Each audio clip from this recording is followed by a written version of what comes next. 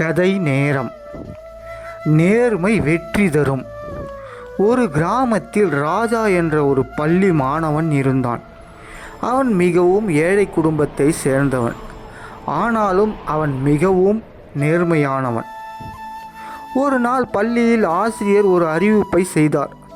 நாளை எல்லோரும் தேர்வு எழுதணும், யாரும் நகல் எடுக்கக்கூடாது.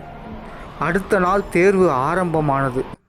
ராஜா மிகவும் கஷ்டப்பட்டு படித்திருந்தான். ஆனாலும் சில கேள்விகள் அவனுக்கு தெரியவில்லை. அவன் அருகில் இருந்த நண்பன் பதில்களை காட்டினான். இதை பார்த்து எழுது நண்பா, இல்லைனா நீ ஃபெயில் ஆயிடுவ என்றான். ராஜா சிறிது யோசித்தான். ஆனால் உடனே தலையசைத்து இல்லை, நான் தவறாக வெற்றி பெற மாட்டேன் என்றான். பின்பு அவன் தெரிந்த அளவுக்கு மட்டும் எழுதினான். முடிவுகள் வந்தது. ராஜா சாதாரண மார்க்கில் தான் பாஸ் ஆனான். ஆனால் அந்த ஆசிரியர் அவனை அழைத்து, நீ நகல் எடுக்காமல் எழுதியது எனக்கு தெரியும், இதுதான் உண்மையான வெற்றி என்றார். சில நாட்களுக்கு பிறகு அந்த ஆசிரியர் ஒரு ஸ்காலர்ஷிப் தேர்வுக்கு ராஜாவை தேர்வு செய்தார். ராஜா அந்த தேர்வில் வெற்றி பெற்று நல்ல பள்ளியில் படிக்கும் வாய்ப்பு கிடைத்தது.